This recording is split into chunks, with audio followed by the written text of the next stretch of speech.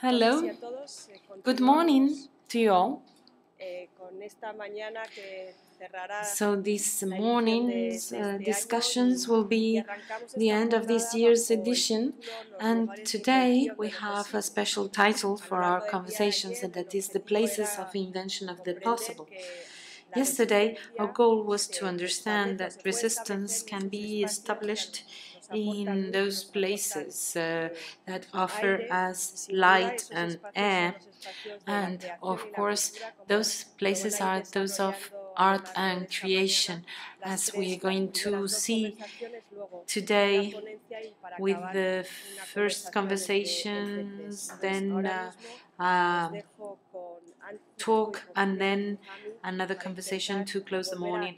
So now I'll give the floor to Anne Prouteau and Hourya Bentouhami so that they can stitch back together what has been torn apart.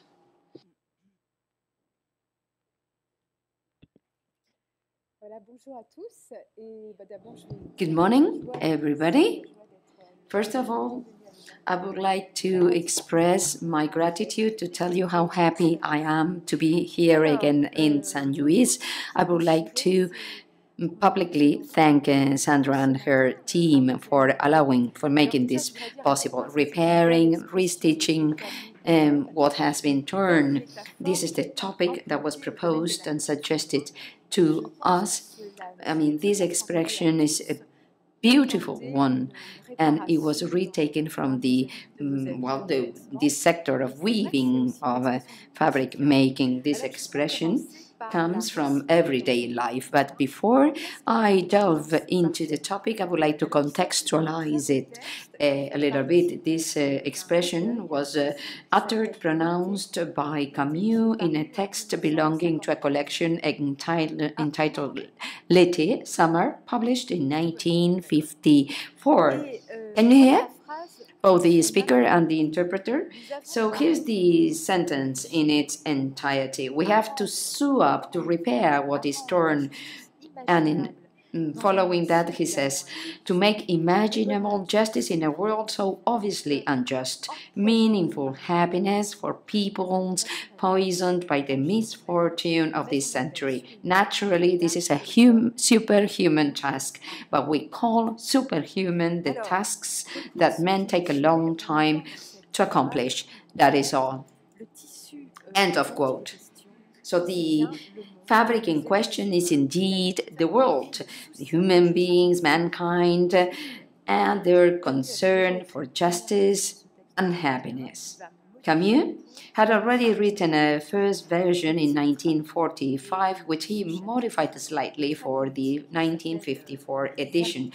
This is a very poetic title, Les Amandiers, the almond trees. So in this short text, which I very much recommend you to read, Camus tells us that every year he waits to contemplate the blossoming of the almond trees. It's worth noting that almond trees are the first ones to blossom in the morning, so every year he marvels at the white flowers that color the Valley of the Consul in Algiers. So this youthful experience strikes him. And we know that the author, Camus, likes to root his positions in a sensitive and specific way. Camus writes as both a thinker and a poet. Thus, we are speaking in this chapter from where the quotation is extracted. So he tackles this passage from winter to spring. Of course, we have all experienced it. How to despair when we contemplate this spectacle of nature at the end of winter. Everything seemed dead, extinguished, motionless, but we see the marvel. We awe at the nature, and which brings back life against all odds. So it's a poetic image that marks our consciousness, our hearts, that is much more explicit than endless developments and explanations. So in this text, we speak about the faith in the forces of the spirits. Camus evokes difficult times, that Europe that is all poisoned in its misfortune. So it's a text with great lucidity, with great clairvoyance. So by rereading it, I see it as a very contemporary text. The cruelty of the 20th century doesn't prevent the 21st century from continuing to make the war sew up and repair what is torn, make happiness meaningful. This is the first lesson we draw from these almond trees, not to despair. In this text, Camus teaches us not to confuse tragedy with despair. Yesterday, Abderrahman told us that he was unease, but nevertheless he wasn't afraid. He said he's never to be afraid. So there are beautiful developments of the spirit of this heaviness we need to combat, to fight. He encourages us not to feel depressed. Camus exalts the forces of the spirit. He encourages us to roll up our sleeves, to have confidence in the future. And we are speaking about 1954, the beginning of the events in Algeria, and Camus is entangled in a profoundly complex reality and in a rise of violence he cannot stop. This text reflects a tension, another important topic in Camus, a tension between sewing up, seeing what goes wrong, the tragedy of human condition, and at the same time courage.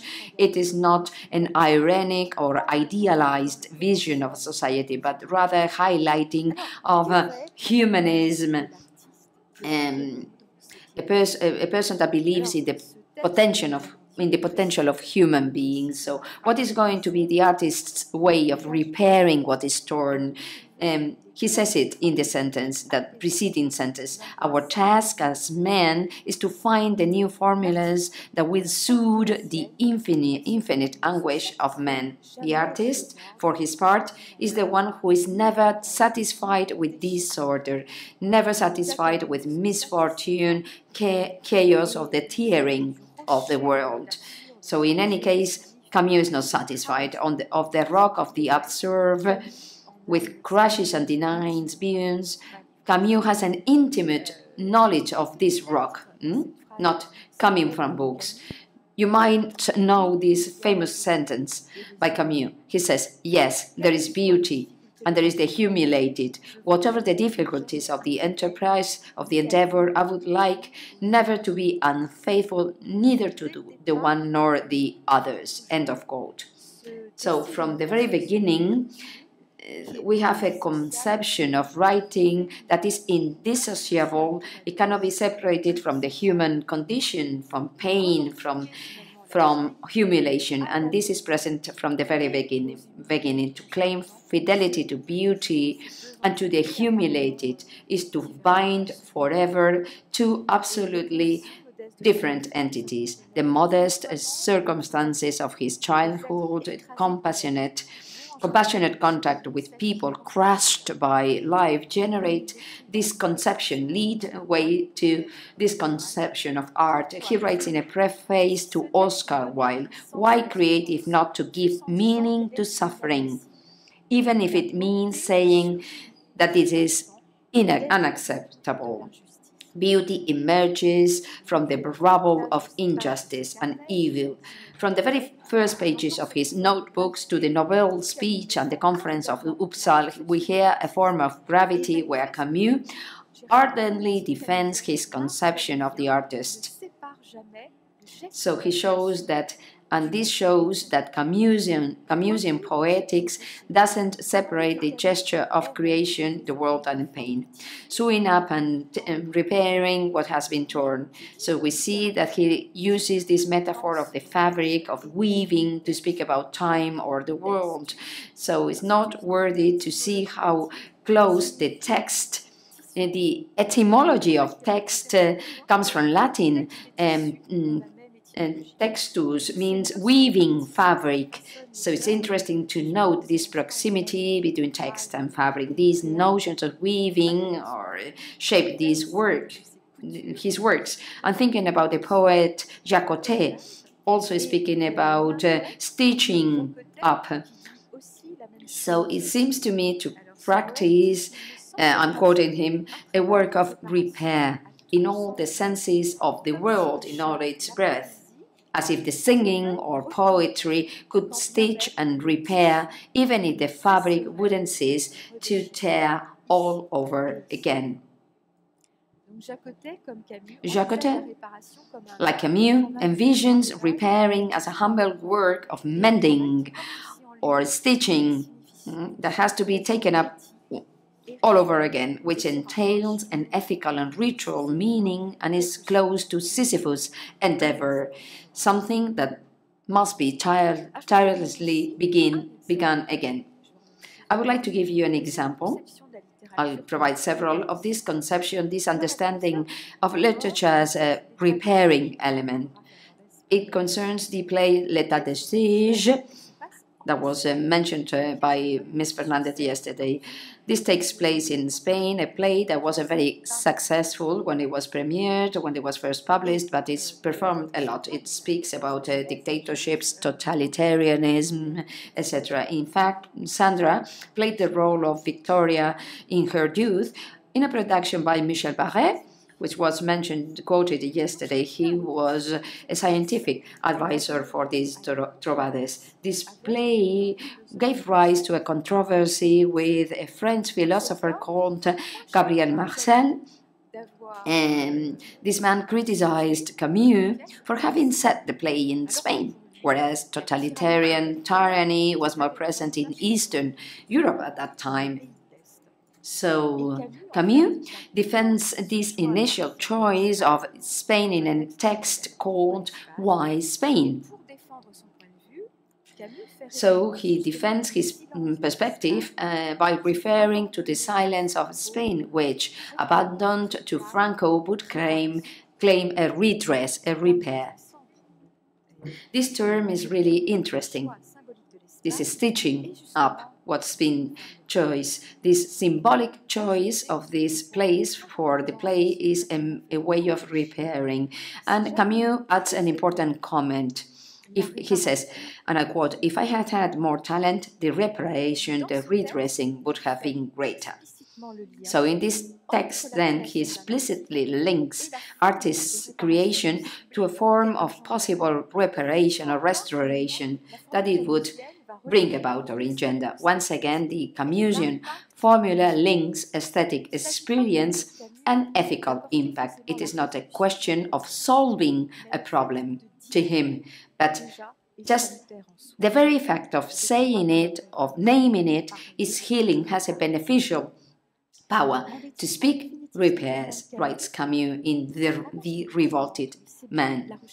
Ultimately, what torments Camus is the search, the quest for a style, a form, the concern to build a language, to find the right the right word, is an aesthetic enterprise with an undeniable ethical scope. In his article devoted to Brice Parent on a philosophy of the expression, Camus summarizes the fundamental idea of the philosopher. It's a very well-known sentence by our author that very well represents and shows the topic. To wrongly name an object is to aggravate the misfortune, this word's misfortune. Camus tries to state that there is indeed an effect. We can say that is a communicating vessels, principle between the world and the experience of language and beauty. This mysterious working or operation by which the literary work tries to be a way to respond to absurd, trying to stitch together what has been torn. Camus sees in the novel the possibility of a creative revolt, and he writes, even if the novel only shows nostalgia, despair, it still creates a form of salvation. To name despair is to go beyond it, to overcome it.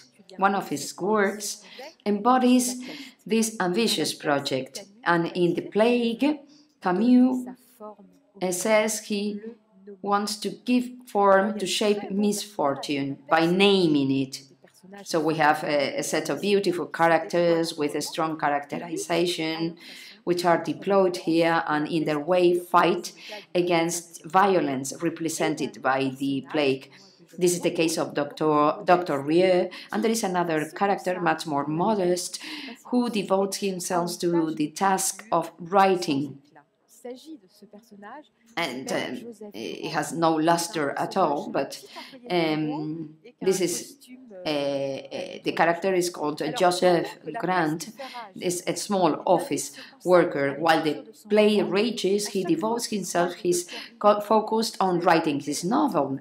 So every time he meets the doctor, he speaks to him about this novel he's writing. So this beginning of the novel he's trying to write is about a horse ride, and he states that he's trying to depict the rhythm he tries to imitate the trotting ride. 1, 2, 3, 1, 2, 3. So in these passages, not devoid of humor, we see the crazy time he spends choosing between one word or the other. So he's looking for finding the right word. And while the plague is increasing, so at one point we hear the first sentence, which is quite trivial. But when Dr. Hourya listens to or hears that sentence, he forgets about the noise of the plague. That is, for a second, for a brief moment, he, keeps the plague at bay, apart. So he's a very modest person, a modest man who remains in his place and does his job as the other characters. So the figure of the artist is here brought back to an ordinary figure. In the eyes of Hourya, Grant is a hero who forces the admiration by his fidelity to vocation. Our task is to find a few formulae that will repair and stitch up that what is torn. Grant reminds us that there is a great nobility in this task of writing, even if its impact is very difficult to measure. Yesterday, we spoke about capillarity. So thinking, when I heard that, I thought of this passage. To conclude, I would like to say that Camus is very well aware of the weight of misfortune on this world. And like the metaphor of sewing, of stitching, I think this task is made at the measure of man. And when I'm thinking about stitching up a dress, it is difficult, even when this repairing, this stitching is very well done. It's really hard not to find the marks of that tearing of the fabric, to the same extent that the artist, in his act of beauty, of writing, doesn't manage to remove suffering, despite his attempts. So it's a very Camusian verb to find a balance by weighing, by adding up beauty and justice. It's a way to compensate, to counterweight, to counterbalance. Like to maintain that Sisyphus rock in suspension, ready to crash, to fall on human beings. So, of course, we assume that this rock is going to fall again. So the artist tries to push it back, to delay the unavoidable, to make beauty emerge wherever possible. In his gesture, the artist always tries to adopt this tense, complex, and precarious posture, a balance, trying to find balance, because this tearing is always threatening us. I would like to finish by giving a final example that very well illustrates this struggle. I draw it from The First Man. This text was published once Camus had died. It speaks about a game when Albert Camus was a child, he used to play on windy days. So they climbed onto a terrace, he and his friends, to face that raging nature, the forces of nature, and they used palm leaves. It's a great metaphor. Those children, I'm going to quote Camus, the game consisted of advancing against the wind by raising the palm leaf higher and higher. The winner was the one who could first reach the end of the terrace without the wind snatching the palm from his hands. The one that could remain standing with the palm raised at the end of his arms, his whole body supported on a leg placed in front of him to fight victoriously and as long as possible against the raging force of the winds. This text is accompanied by images of exaltation, of intense fervor, this life force generated by the struggle between the child and the wind. We can imagine their laughter. We see the children laughing. So that game made them stronger, even if that victory was a temporary one. Despite this precariousness of balance, the very struggle against the wind is a source of joy, of happiness. That is why it's worth fighting, keeping on fighting, not despairing, not feeling depressed, even if victory is precarious. So then the artist tries to find a way to repair, to restitch what has been torn. The artist is there to create, to provide light. So it's some light. Yesterday, Pascal talked to us about gardens with those weeds-resistant plants. So they provide some breathing air. So those spaces makes us stronger. That is the way to recover that strength. In the heart, that's in our hearts. It holds up upright, like the blossoming of the almond tree, like an ontological truth that the flowers will still be there until the fruit emerges, as Camus wrote. Even though blossoms are precarious, they will stay there until the fruit emerges. That is all. Thank you.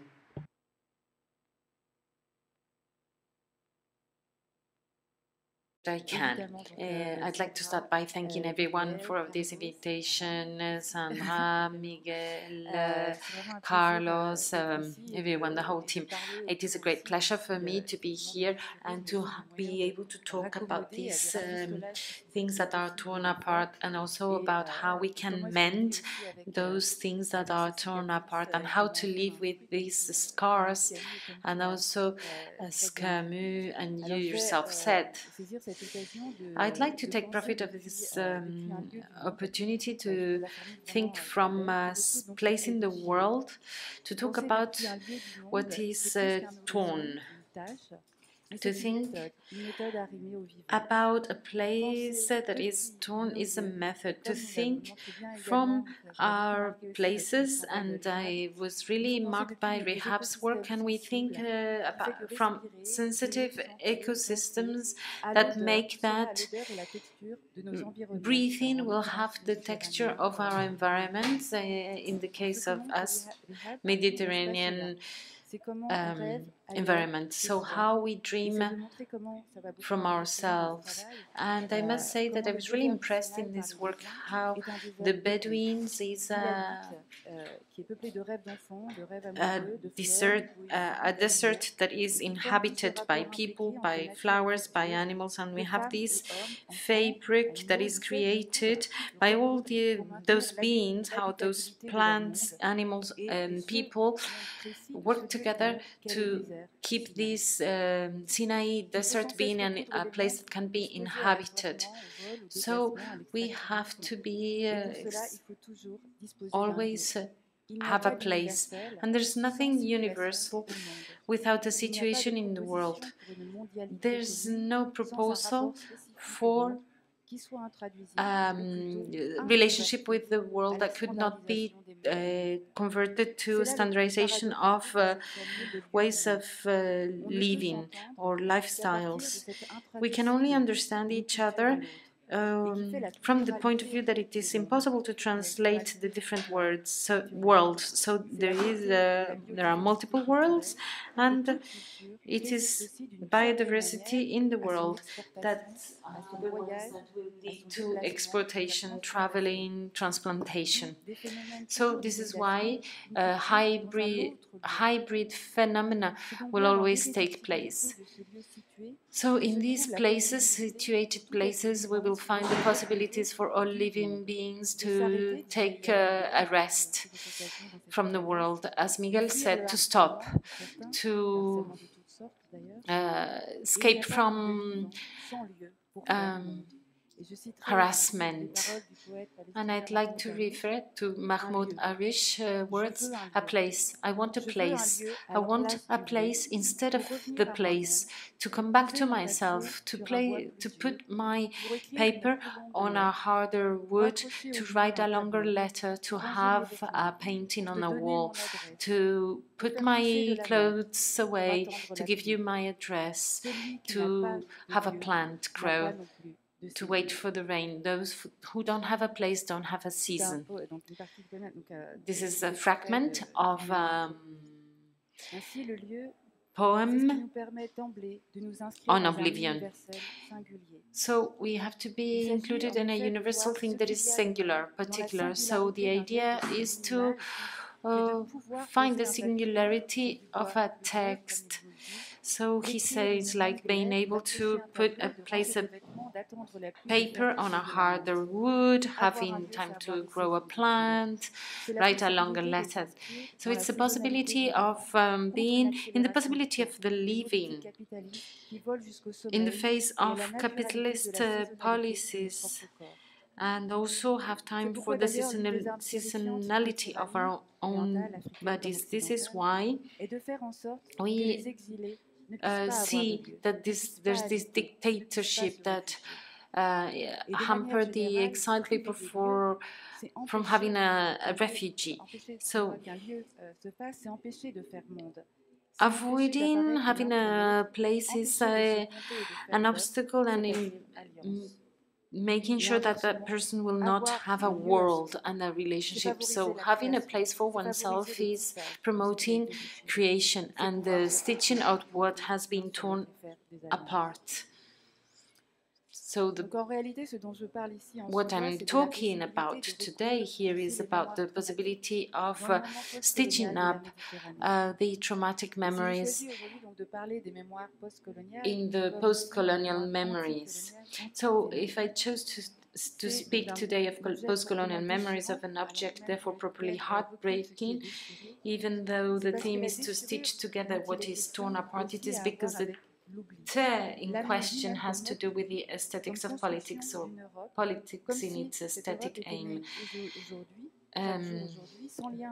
So it's just as if Europe had been built today without the post-colonial history. And this stitching is a poetic gesture. It's the way of telling the history of tearing apart and all the way to the re-stitching up. It's the act of mending in the sense of sewing, and also we want to exhibit the scar. So we need a memory to be able to forget. And in this sense, repairing the injured memories is key. It has a therapeutical impact, but also beauty turned into a work. And we must be forced to remember and see what otherwise would be invisible, and how to change rage into something that will help us avoid oblivion. So I would like to refer to the poet Edouard Glissant's words. Oblivion offends, and memory, when shared, abolishes this offense. Each of us needs the memory of the other, because what is at stake is not a virtue of compassion or charity, but a new lucidity in a process of relationship. And if we want to share the beauty of the world, if we want to stand in solidarity with its suffering, we must learn to remember together. End of the quote. In fact, as historians have taught us, we never really remember alone. Hence the fact that all memory is necessarily collective. It feeds off shared narratives. This is why history and memory proceed in a different way. Historical memory, the one from the big text, is what sets aside, even what neutralizes the emotional charge of the past. To name it with a name that is emptied of any conjuratory force, capable of this objectification of historical affects, that is commemoration. Whereas collective memory is of the order of an insider who does not so much seek to restore the objective truth of the past than to transmit the plot that will make sense for the community. So this affective memory also wants to convey a necessary breathing, to convey the truth of the colonial truth. But it's like making the force, it's the force of reinventing oneself against the naturalization of oppression. To remind what well, yesterday I said that my father was an immigrant in France and he had a fake ID. He was only 14, so he forged his ID card, and so officially he's 4 years older. So this forgery of our ancestry is an affirmation of the living beings, of all that are fighting against cannibalization. So I believe there's no living without the force of the forgery, to avoid the positivism of saying that the law is the law and there are no other options. So, if it's true that all memory leads us back to our past, we must recognize that it is the characteristic of all memories to be carried by a melancholic haunting, that of the being that we were, of the body that we were, of the place from which we came, that this place is that of internal exiles, political and economic migration. In short, all the departures that carry within them the bitter sensation of an impossible return and an impossible repetition, the impossible war, poverty, rape, terror, impossible return to the origins, impossible coincidence to a matching to a lost identity. When we are in exile, migrant, immigrant in the former imperial metropolis, one slips into the interval between two identities, neither of which can be assumed entirely, at the risk of becoming a stranger to oneself. You become neither really from here nor really from there. But what about those who have not made the journey but who inherit this memory of migration, its own violence, but also its resistance deployed to the crushing of its being, this culture of resistance? So there's this legacy of migration, and this is also related to Frantz Fanon, so someone also adopted by the Mediterranean who was original from the Caribbean and with dark skin, and he said, make sure, God, that I will always question everything. What about the memory of the working bodies of our parents, the fallen, shameful bodies of our brothers and sisters forced to the indignity of a life on the margins? But what about the memory of the dignities found and the struggles for liberation? Gandhi said that history as a scientific discipline was biased in that we only made the history of triumphant ruptures, especially warmongering ruptures, belligerent ones. And in fact, there is no history of peace. But one could answer back to him that in reality, even in the history of wars, one does not make the history of defeats stricto sensu, but even less of the vanquished, but the defeated of the history are not vanquished of memory, at least to a certain extent. Normally, to be able to archive and have the right to tell the story, you need external observable traces. You must have been able to accumulate documentary evidence. However, one of the painful experiences of migrants is precisely that of the loss of documents during forced journeys, which causes them many administrative problems. But even if the documents of civil status, citizenship, and nationality were saved from the various hasty departures, they would not say much about the intimate resonance of these experiences and the feeling of the loss of the self, as it is a loss of a common world, of a community of meaning. What I lose when I leave is the whole of what that, for me, made sense, and in which my gestures and my words, my images made sense. The sociologist Abdelmalek Sayed said that the language and the culture of the immigrant are powerless, neither over the world in which we live, nor over the realities with which we live, nor over the men among whom we live. Language, culture, memory are disqualified because they are the language, the culture, the memory of socially disqualified individuals. It is a whole culture, this is still the quote from his works, it is a whole culture dissociated from its native land, its actual conditions, its area of realization, which is reduced to a few elements of itself.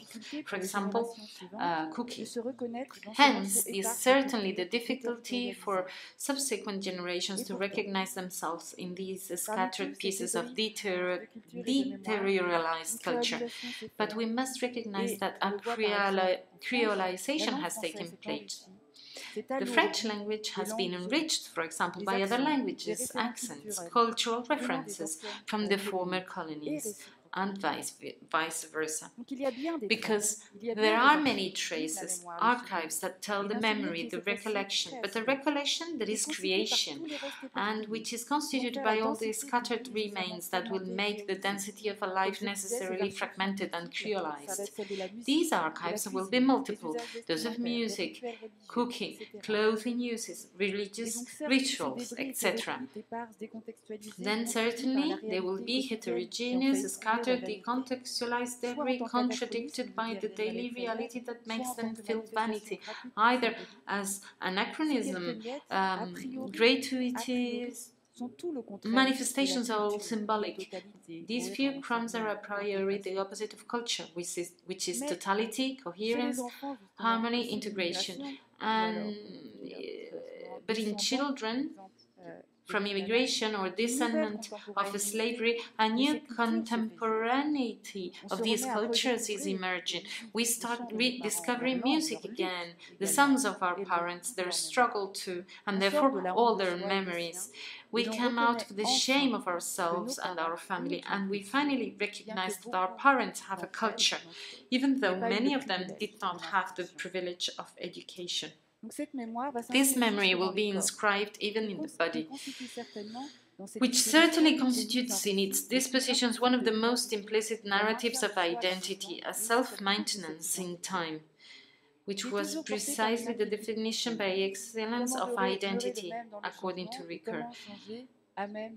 Identity being always carried by this deep concern, how to maintain the same identity while changing. And the solution proposed by Ricoeur is that of the narrative, the plot, the time told, the narrative of oneself, allowing to rebuild, to repair the damage of a time that persists in producing absence. But what is the setting for immigrant memories and memories of slavery? And above all, can we really be satisfied with the liveliness of the collective memories to make history and be part of the meta-narrative of the nation? This is where the role of art and imagination comes into play, because all memory is also imagination, which does not necessarily mean that it is false, that it tends to disguise.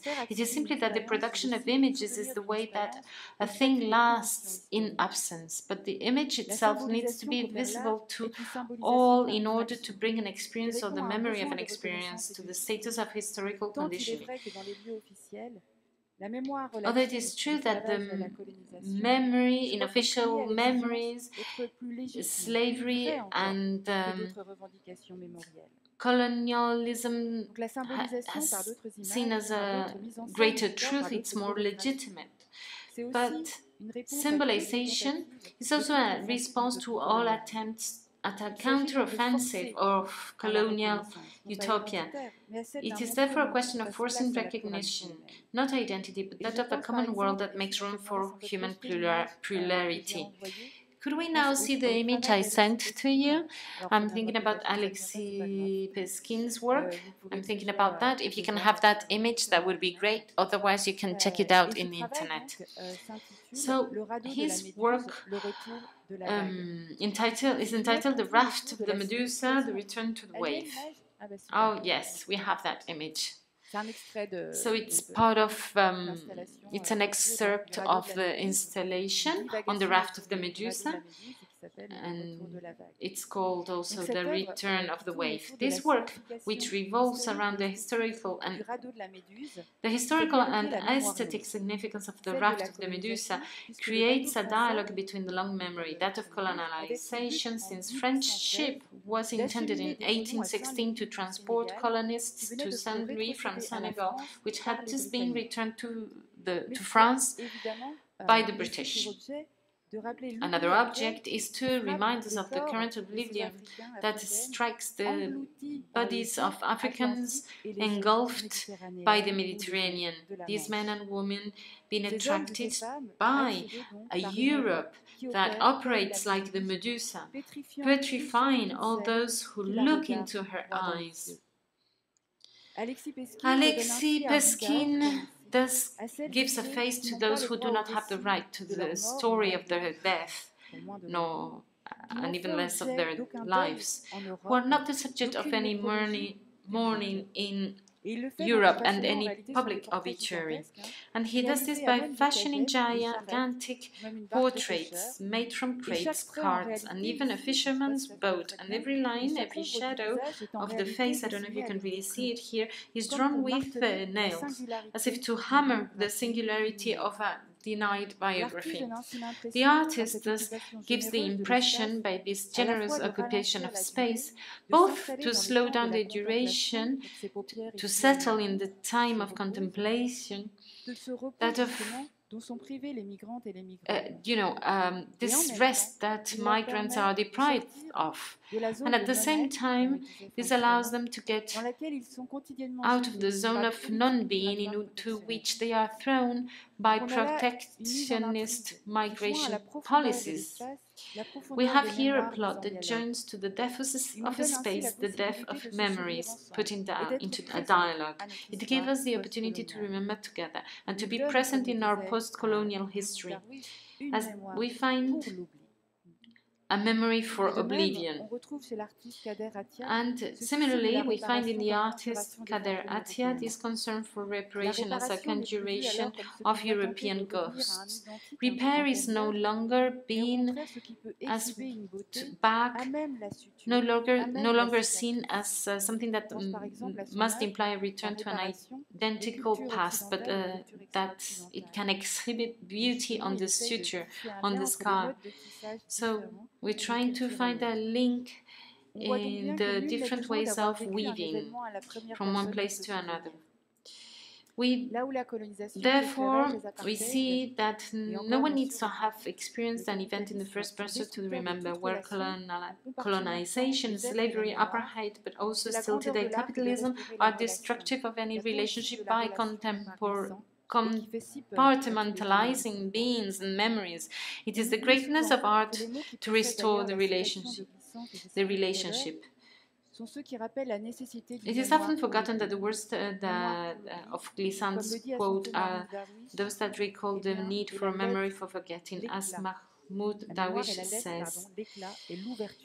Memory is to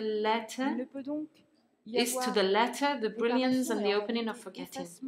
It seems to me that there can be reparation and then deletion of the pain of wounds and the feeling of injustice only when the conditions of remembering together are met and when they give us rise to an authentic transformation of the conditions of men and women.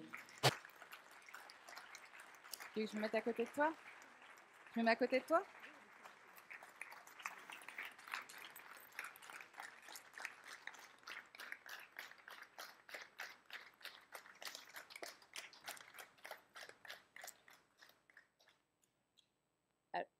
Alors, juste peut-être pour commencer, parce que finalement, on a écrit chacune Okay, to start with, well, I'll let you know how we wrote our tests. Well, we worked in isolation at home, but both of us are deeply engaged, and we were moved by the award winner for this year by Rehab. So I found all the topics we've been raising in these 2 days, the spaces of resistance. So Artemis, those drawings. Also, Pascal told us about weeds, those resistant weeds, the stitching up on all the weaving and redoing and repairing fabrics.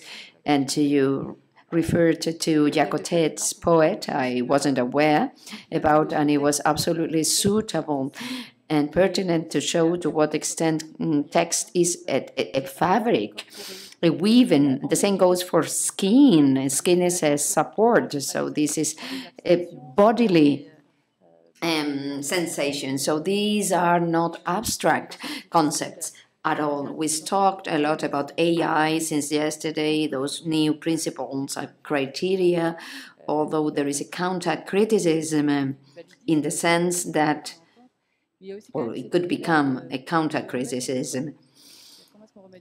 So we are providing this bodily sensation, this body component to art, this physical component, physicality, amid spaces of shadows, of darkness, bodies emerge, this physicality. So ultimately, these are lives that are worth being lived to their full extent. So all these topics resonate, those ideas. At some point, you spoke about collective memory, how important it is. Truly, I mentioned the plague, La Peste, a text that became so successful, and especially in recent years, and evokes the challenges we are facing nowadays. There is a small fragment coming at the end of the book where Dr. Hourya is speaking with an older person, and they are just saying that in order to speak about this test, this challenge goes beyond an epidemic. They use it as the term collective struggle. So the society suffered a lot. There were dead people. So this old person, you spoke about commemoration or celebration, or at least remembering, recalling. Yes, the old person is, laughing. We'll go and eat something. There will be a monument. So it's a witness of that collective experience. So at the end of La Peste, of the plague, Dr. Hourya decides to tell the full story of all those he wants to remember, to pay tribute to. And this is really striking, that narrative, because just at the end we find out that the narrator is Dr. Hourya. For the whole novel, it remains anonymous, it remains unknown, and it's important that we perceive this telling from an anonymous voice. It is absolutely legitimate that Dr. Hourya, a doctor, is the narrator, but the way he expresses himself, we find that concern for the us, for the group, the collective, all citizens. So he wants to give a voice to all of them. So that commemoration, that commemorating, that recalling and remembering, that paying tribute is present throughout the whole work or novel. Hourya speaks about misery, of misfortune. Of course, nobody can help, nobody can forget that, but despite all darkness, he wants to give some light and keep the dark times at bay. keep them apart by showing some light. So here's the idea of collective memory that can take the shape of a monument or something else. It's a space we can inhabit, we can occupy as a way of commemoration. So telling is about stories about lives, human lives, and of course, without that delivery, there will be no art. Of course, there will be many monuments to dead people, those spaces that are inhabitable. Those spaces that should be constructed are the ones that are fully open, which we can inhabit. If we want to stitch up everything that has been torn apart, if we want to repair those tears, of course, all fabrics are somehow vulnerable and fragile, so we need to be careful and look after those fabrics when we use them, on everyday use. And in the long run, we'll see whether they are resilient and can stand up to the forces of life. So it's about thinking about memory practices that will show something that is really everyday, that has an everyday nature we all recognize with. So reminded us of those fabrics and clothes that are constantly repaired. It's not about building from scratch, but of stitching up, of repairing.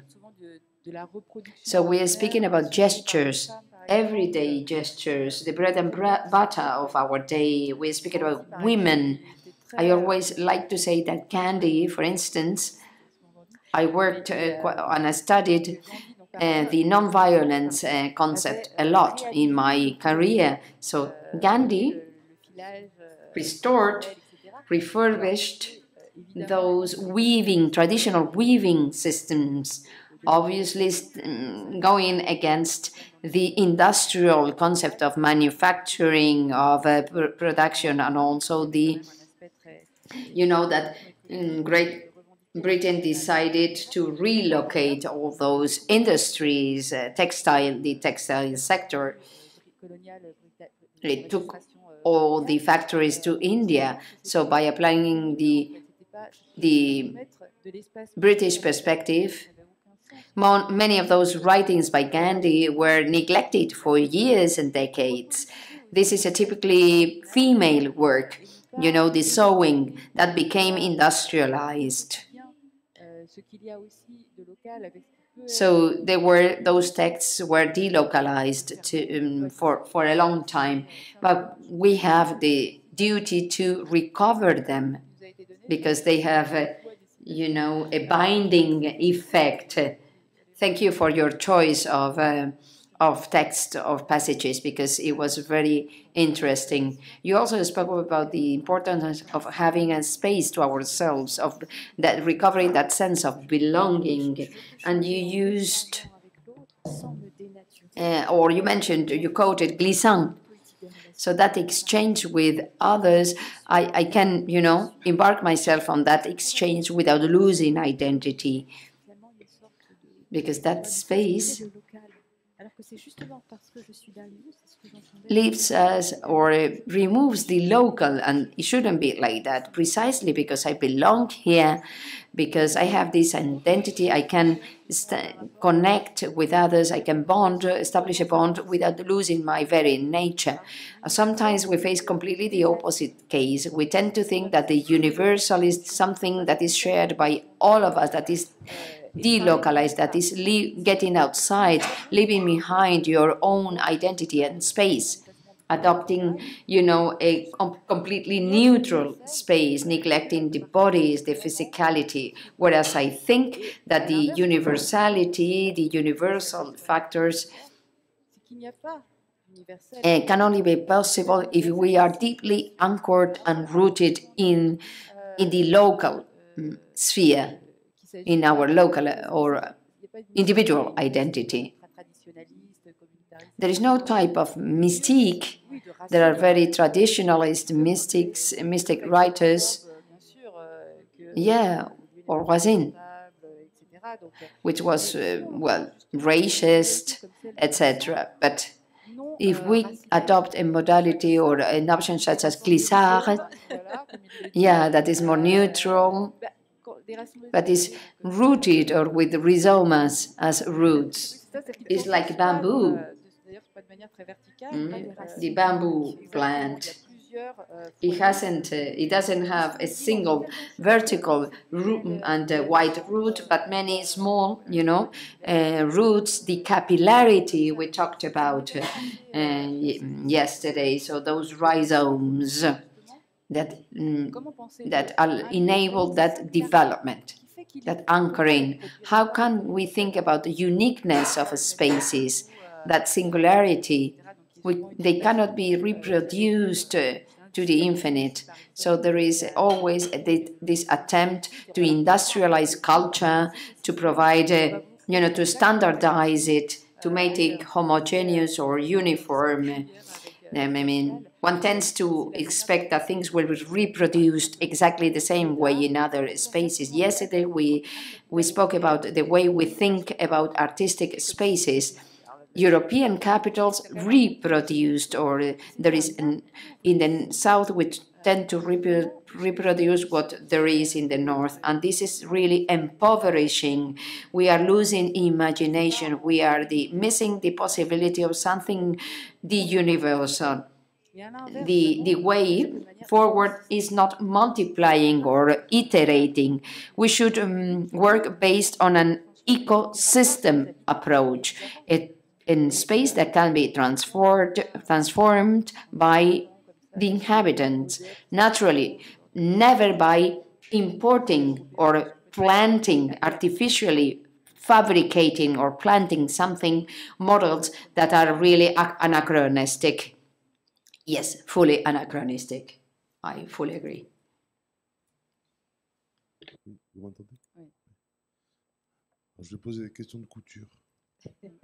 Très bien, on est là pour parler couture aujourd'hui. J'ai remarqué plusieurs choses. I have several questions for you, or comments. First of all, this celebration topic, this concept of celebrating, of commemorating. This term, taken in the first time, is to celebrate together. And as to elements, as to monuments, I'm just joking, but I was thinking about a very well-known character coming from the East, is Roger. That character, the wise man, who is, well, really cunning, is really smart. There were 4 or 5 cities with monuments commemorating this figure.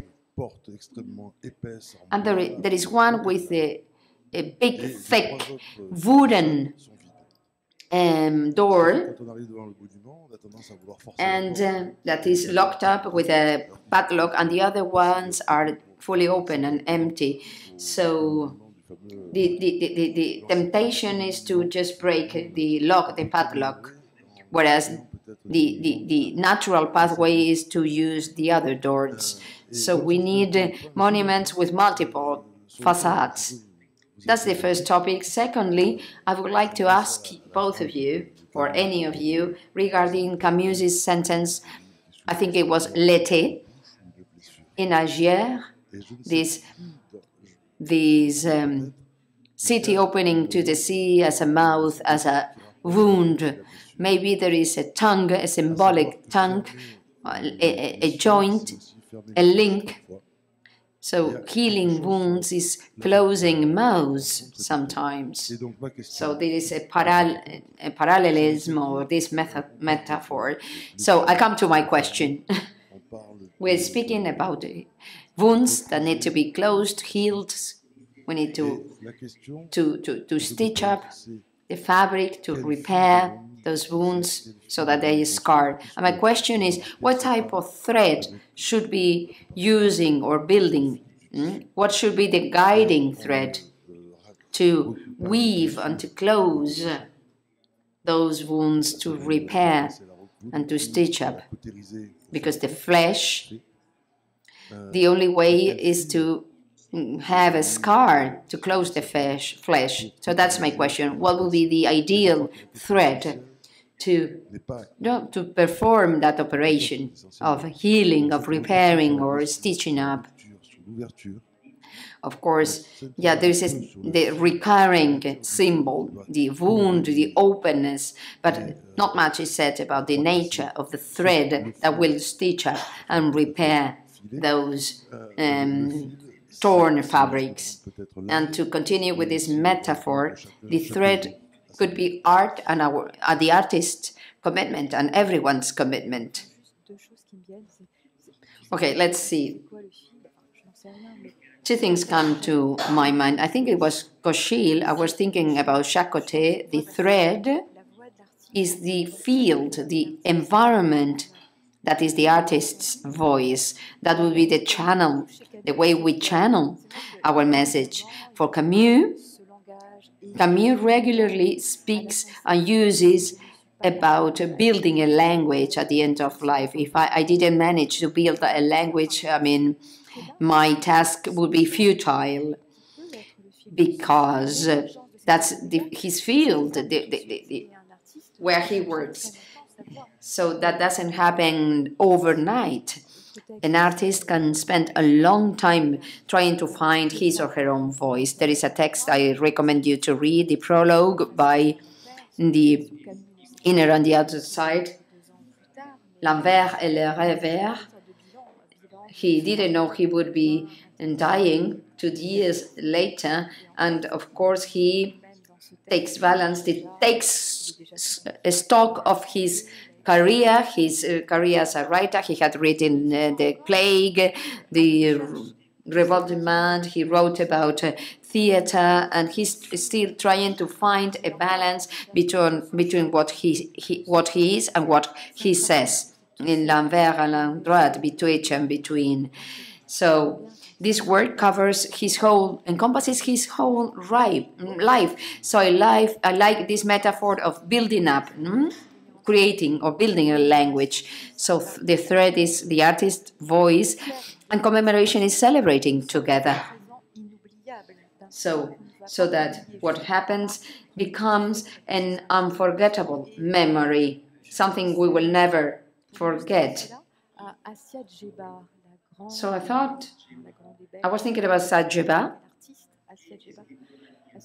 this female writer, Saad-Jeba, when she wrote a book called Oran, that language. There was a bloody decade in Algeria. All those women that died, that were killed, murdered. One teacher was killed in front of her students because she was mentioning speaking about the 1001 Nights story. So she speaks about the requiem. It's a chant, a song commemorating the death of those women's blood. Will never dry in our tongue.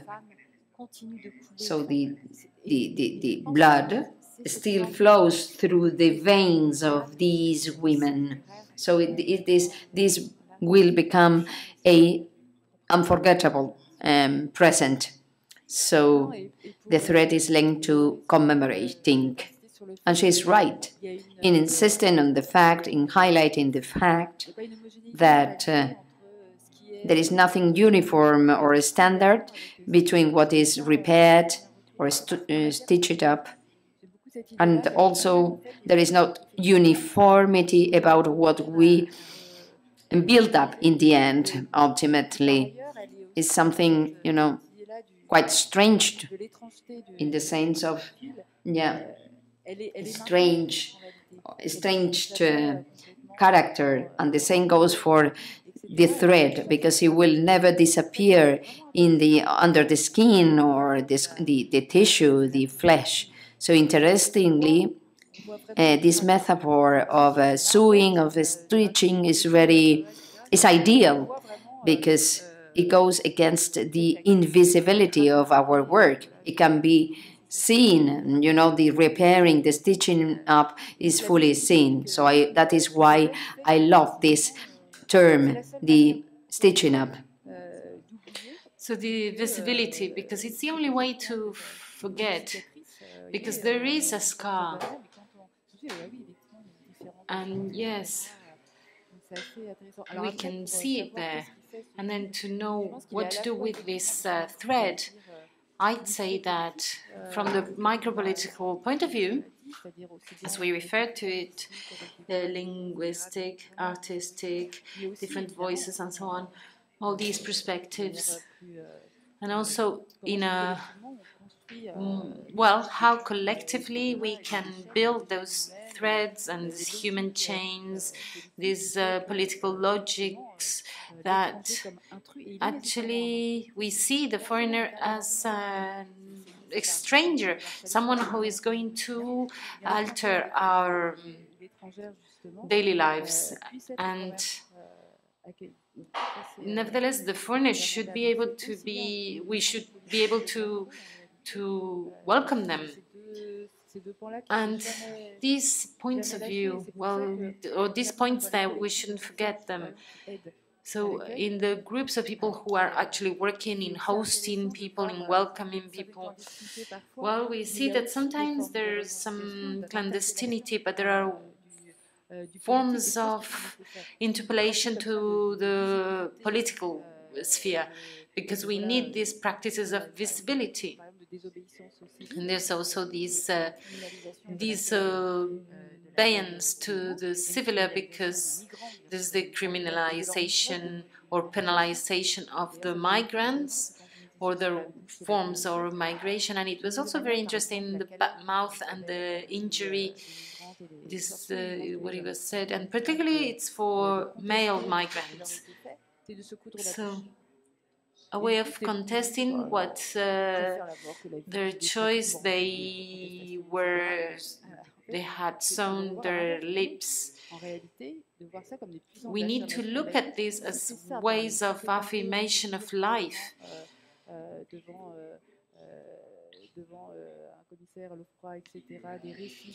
If they have these narratives that are standardized, and in the end this will go against them, and that's terrible. And they're saying I'm going to sue my mouth, because if talking will end up going against myself, then I prefer to shut my mouth up. So it's very interesting to have these forms of exhibition, taking risks, and also next to the people who are helping out others, and particularly migrants themselves. Thank you so much for your rich contribution. I was reflecting on what you were saying about monuments, and especially when you touched on Fanon as well, and migrants on the periphery. When I think back to contemporary monuments, such as the work of Olu Ogube, who was commissioned by the Castle, the city of Castle for Documenta back in 2017, and he created a monument that had the words inscribed in gold, I was a stranger and you took me in, which is utterly beautiful, and it was translated in different, I think in Turkish and other languages as well. And that stood proudly in the main square in Kassel. And then what actually happened was that the city of Kassel wanted to buy the work from him, which they often do. And there was a lot of pressure from the government for this work to be moved from the main square to somewhere else so that it had a little bit less visibility. So there was, in a sense, a lack of acceptance and validation. And I'm wondering, what do we do then about these collective memories when people are not willing to accept them as collective memories for all? You know, monuments throughout history actually are quite problematic. You hear of them being knocked down because they're not reflective of everyone's idea of that moment in history, you know? And when they are, in the case of this artist, then they seek to be hidden. So then what do we do then? You know, do you understand what I mean? Yes. Pardon. Oui, oui. Oui, de toute façon, il y a une... Yes. La mémoire, comme je disais, les memory and collective memories, they are at the same time underground memories. And there are moments where there are moments of emergence, or where they are exhibited and seen. And as you were saying, well, the question would be, we have only one vision of the monument, and it's not taking a position in a dogmatic way against all monuments in history. We're not going to throw them all away. We're not going to say that it is an anachronic way of celebrating past forms of life. But it would simply be to try and understand how a monument will stop all sorts of narratives or counter-narratives, or how this encourages them. So some monuments that may have a different appearance, then the worst thing is that they stop generating discussions, they naturalized, or we don't see the negative side of them anymore, and that would be the worst. On the contrary, when a monument, for example, the issue of status, and because they're occupying public spaces, and the representations of colonial ages. What do we do with these statues, for example, in Lille? And what should we do with those statues nowadays? So I wonder, yes, are we going to bring them down, or should we naturalize them? They're part of a landscape that no one questions, that is without a context anymore. And on the contrary, there are other eruptions of other art expressions, and they arrive and they come and perhaps draw on those documents or paint on them. And this is considered to be a criminal act, and that's an issue for me. So we have to question the monumental history on the statues, about the statutes, and also how our cities are built around those names with the colonial history. And in this sense, we need to take into account the criterion that, well, how should we remember this? We should exactly say what this is, what this was, who that person was, what they did. So I think that it is necessary to remember, to forget. So we also need to be able to repaint them and modify them. This overlapping of expressions, and this should break a majority discourse of the big men, and this is something that is necessary. We need to do this. Last question. Good morning. I really enjoyed your both your presentations, but I have particularly a question for Hourya. Where do you place Albert Camus? Was he a migrant, or was he a settler? That's a very good question, because his family arrived in 1954 54 in Algeria from Minorca, and they were migrants. And then after that, there was the opposite. There were the settlers. And I think this is perhaps what had been torn apart and that he tried to restitch, to repair.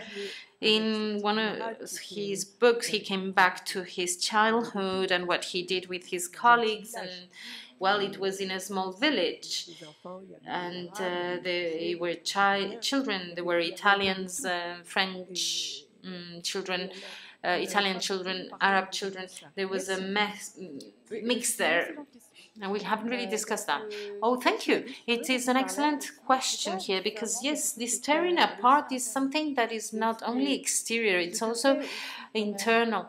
And this is what we can say. In the case of colonization, these are really important topics that inhabited in Camus, and we can see that in his works, where we can see these internal tearings.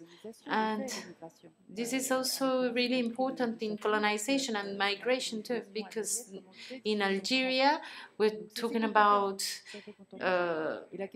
1830s when the colonization started in Algeria, and of course this is something that inhabits him and that also is a concern for him.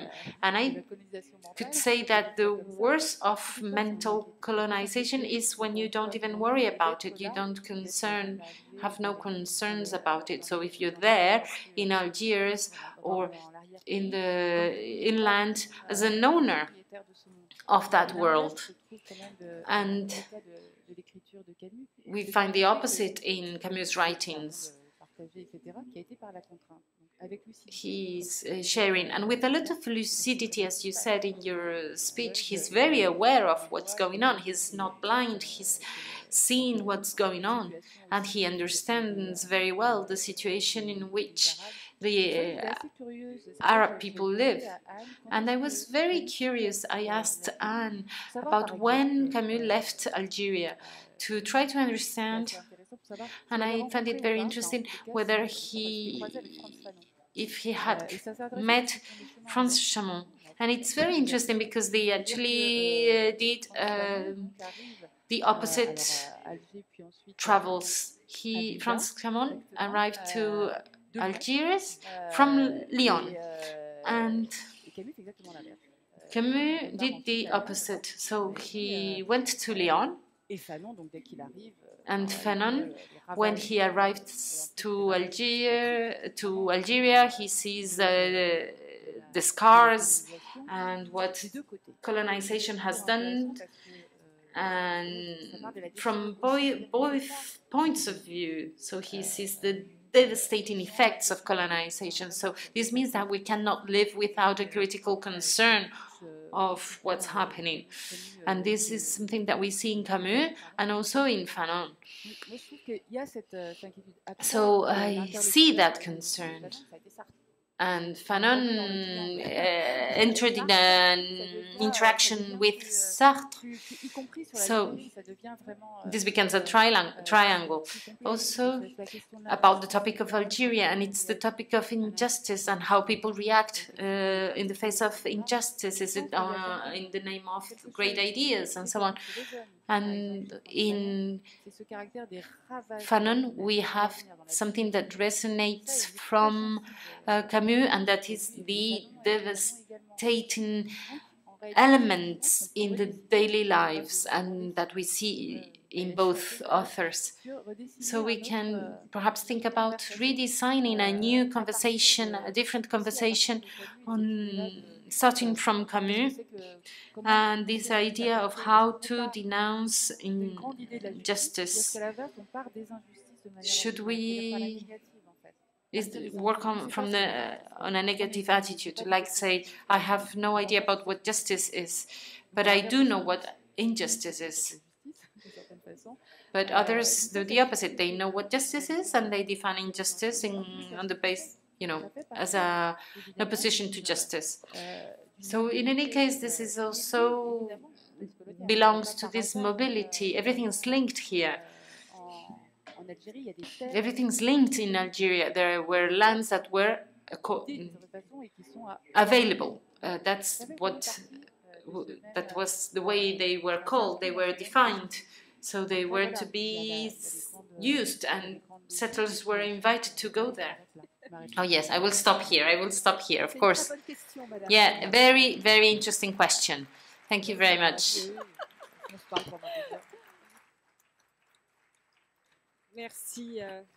Merci vraiment à toutes les deux pour pouvoir parler de Thank you very much to both of you for having talked about this need of repairing and restitching and this very multiple narrative. This is what I can conclude or extract from what you said, and this allows me to link this to Alexis' conference lecture, who's going to talk about the gift of creation.